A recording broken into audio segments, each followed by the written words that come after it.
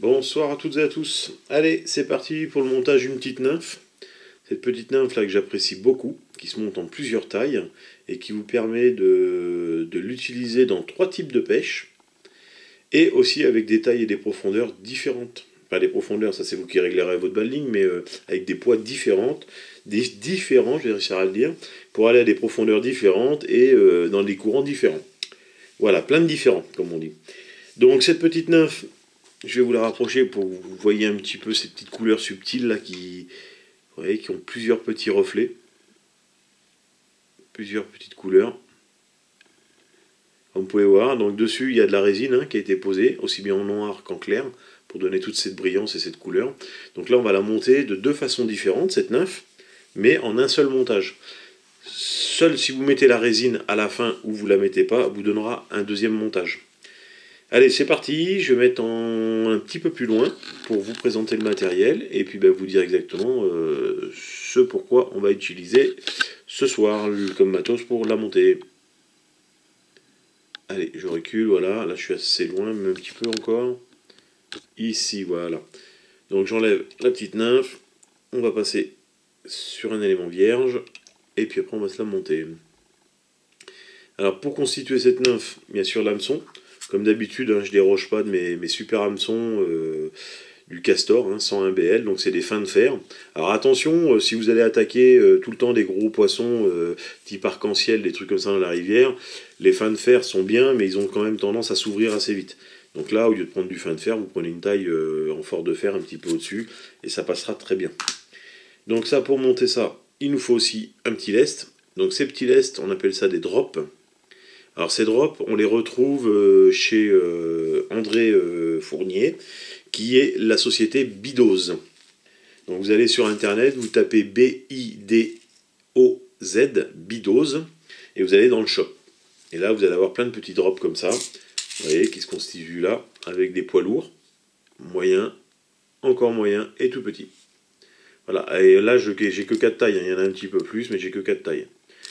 Donc avec tous ces petits bidos, vous pouvez pallier à plusieurs courants et plusieurs pêches. Alors comme je disais, plusieurs pêches, parce que avec cette petite nymphe, on va pouvoir pêcher soit en nymphophile, type espagnol, voilà, soit vous allez pouvoir les mettre aussi sur du toc si vous montez des grosses nymphes, donc vous allez pouvoir pêcher aussi type nymphophile, mais au toc, ou même au toc bouchon. Vous voyez, ça fait encore une quatrième, j'en avais dit 3, mais ça fera une quatrième.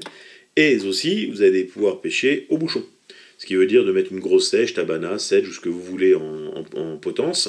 Et en dessous, cette petite nymphe qui va se balader à la hauteur que vous allez choisir, à la profondeur. Comme pour pêcher sur des grands plateaux, des grands radiers, où le poids de la nymphe seule ne prendra pas le courant, il n'y aura pas assez de courant pour transporter votre nymphe. Donc le fait de la mettre sous un bouchon, ça permettra à la nymphe de naviguer, de plonger à la bonne profondeur, et bien sûr de vous offrir les poissons qui sont sur le fond en train de manger.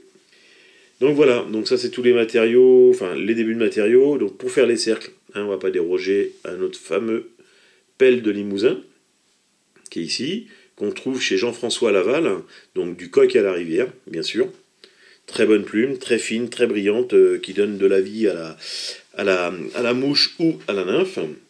Sur le corps, là on va commencer à rentrer un petit peu dans le vif du sujet, ça va être le remplissage, donc les bobines de montage. Et là, je vais vous donner une couleur qu'on ne trouve pas beaucoup, et qu'on ne trouve même pas du tout en France pour l'instant. Alors, soit j'ai pas les bons magasins, ou soit j'ai pas bien cherché, mais jusqu'à maintenant, cette couleur-là, j'avais du mal à la trouver. Donc voilà, c'est la Watery Olive. Et beaucoup qui connaissent cette marque-là, pour avoir la Watery Olive, généralement, on la trouve à l'étranger. Donc ça, c'est ce qui va faire notre corps. Et je vais vous livrer un petit bonus, en plus. Il y en a qui vont me dire merci, d'autres qui vont me traiter encore de jolis noms d'oiseaux, parce que j'ai pas voulu donner la bobine l'autre jour. Voici notre fameuse couleur, qui a fait craquer du monde, et qu'en fait craquer plein. Alors vous voyez, comme vous pouvez voir, donc c'est de la même marque que l'UTC, mais avoir le nom de la couleur. Allez, je vous le tourne, voilà la surprise. C'est le Yellow Olive. Alors attention, le Yellow Olive, dans cette marque-là, ça dépend dans quel pays, il se décline en plusieurs couleurs. Vous voyez, là on peut avoir du yellow tout court, et ça c'est un autre yellow, mais quand on regarde bien, c'est autre chose. Ça c'est du hopper. Si on veut mettre de l'olive, si on retrouve la volée, ça c'est de l'olive. Et vous voyez, quand on les met les deux à côté de l'autre, ça n'a rien à voir. Pas du tout les mêmes couleurs. Pas les mêmes reflets. Et ça, c'est vraiment le yellow olive.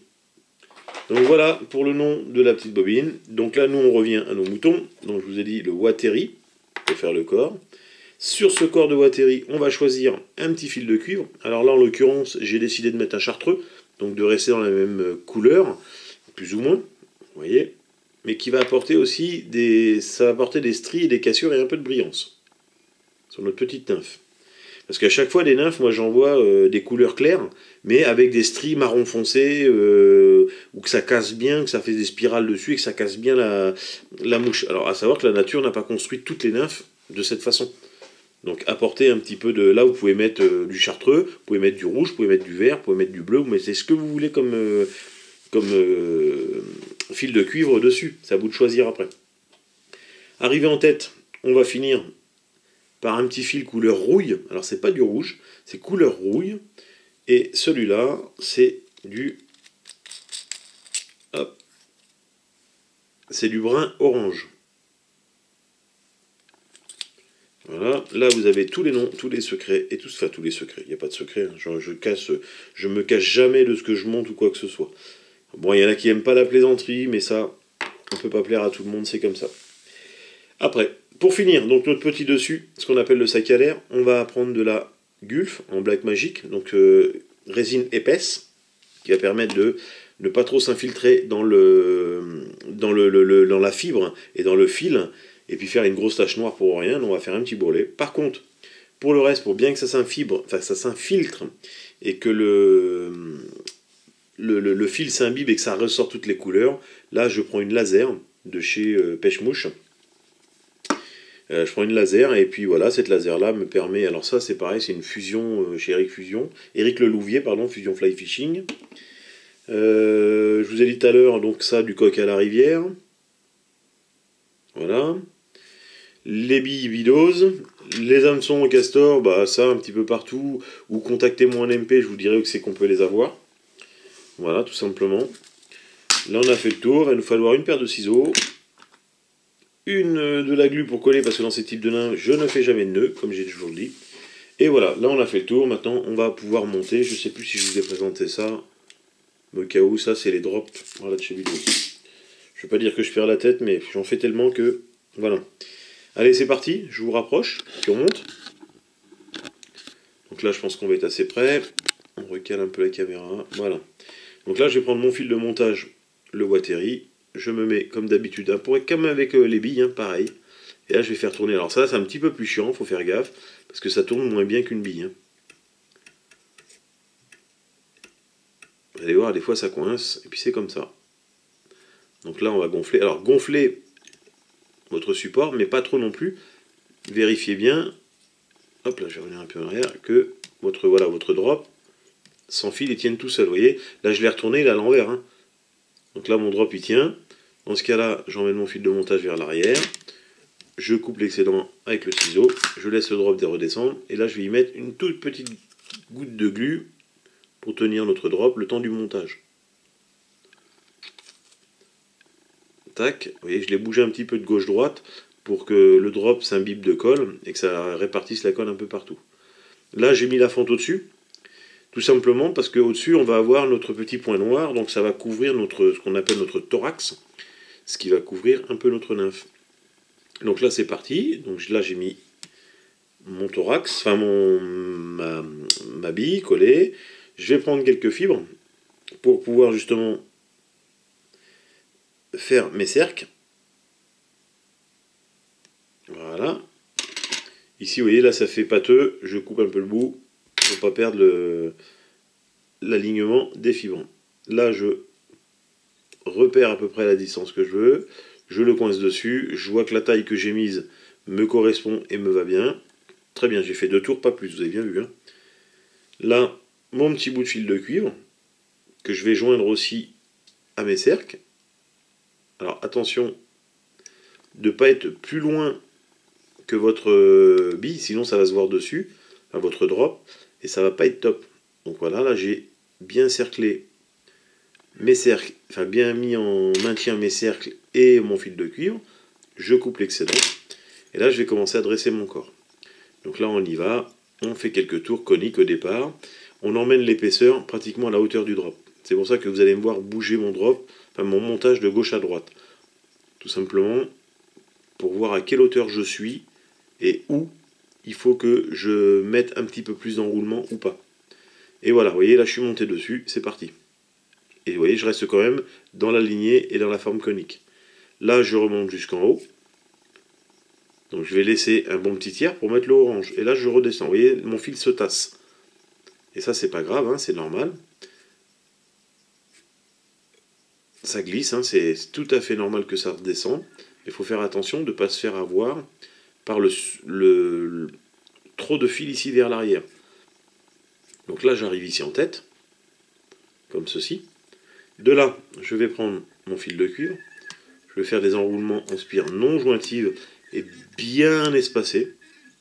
Pas trop non plus, mais bien espacés quand même.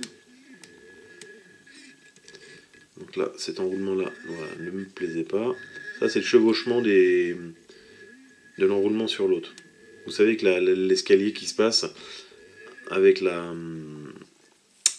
bille, enfin la bille, le drop, et puis le vide à combler derrière. Donc là, j'ai coupé, enfin j'ai pas coupé, j'ai coincé mon fil de cuivre, mais il faut pas qu'il se défasse. Donc je vais faire 2-3 tours, comme ceci. Voilà. Là, je vais prendre mon fil orange, je vais commencer à faire 2-3 tours aussi, comme ceci.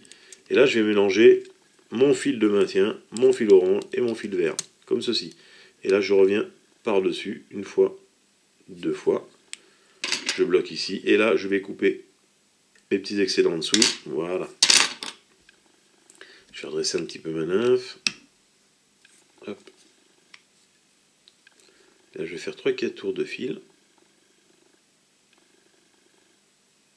Voilà. Là, on a bien fait notre cerclage, comme on dit. Il y en a même un petit peu trop, je trouve. Donc, j'en ai enlevé un petit peu, un ou deux tours. Voilà.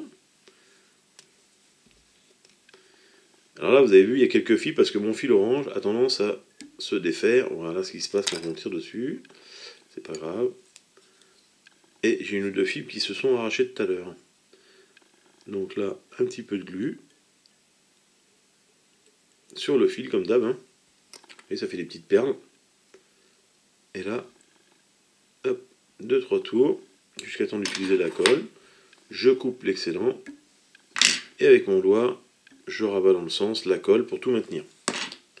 Et pas avoir d'excès de colle qui dépasse à droite à gauche. Donc voilà ce que ça donne. Déjà, on pourrait l'utiliser même déjà comme ça. Notre petite nymphe. Là, je vais prendre donc ma petite glu 3. Ma petite glu 3, bon. Si j'arrive à l'ouvrir. Ma petite Gulf Black Magic, comme ils disent.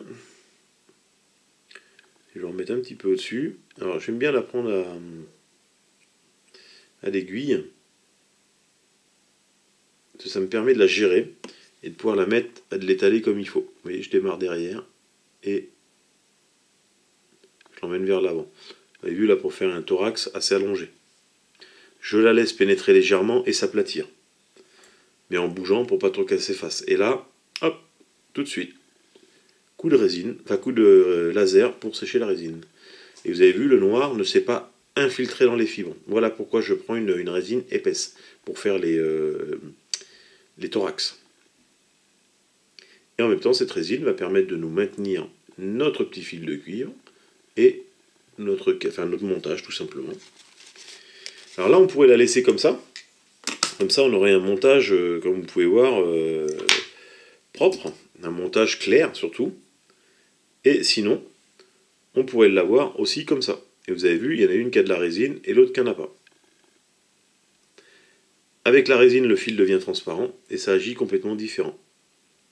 Ça vous permet déjà d'avoir deux couleurs différentes. Et vous avez vu, ce vert ne ressort pas pareil hein, derrière là.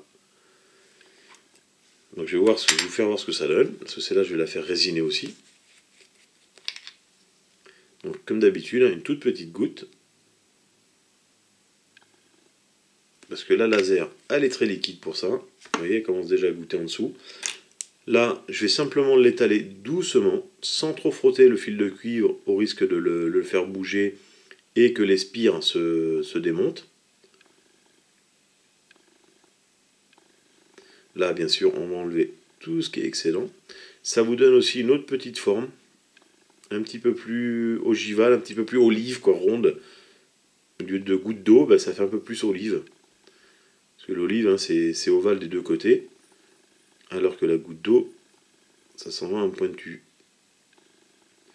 Voilà, vous avez vu, ça peut vous donner des reflets complètement différents entre résine et pas de résine. Et bien sûr, plus vous mettrez de tours de fil, moins vous aurez la résine qui... enfin, ce qui est en dessous se voit. Hein. Allez, là, je sèche au laser, et vous pouvez voir, le laser, il a un certain reflet dessus. Voilà. Voilà, vous voyez, le laser, ça éclaire super bien. Je sais pas si on le voit bien, là. Voilà, j'ai les piles de mon laser qui commencent à être un petit peu foutues. Mais c'est pas grave. Donc les UV passent bien à travers. Ça donne un joli reflet. Donc je peux vous dire que cette couleur-là, moi, elle ne m'a jamais déçu. Donc voilà, les amis, un petit peu, enfin les montages que j'utilise, ce que j'adore utiliser. Les drops sont géniaux pour avoir de la matière sans avoir une grosse bille. Vous savez, type perdigone, parce que la perdigone, bah, ça vous fait une grosse bille et peu de matière derrière. Alors que là c'est le contraire, là on noie dans le montage la bille, et ça nous permet d'avoir un poids régulier sur tout le long du montage. Donc c'est pour ça que j'aime bien les petits drops. Ils sont vraiment super pour ça, et ça nous permet d'avoir des profils de nymphes qui sont au top. Donc petite nymphe, type perdigone. Bon montage à tous, merci, au revoir.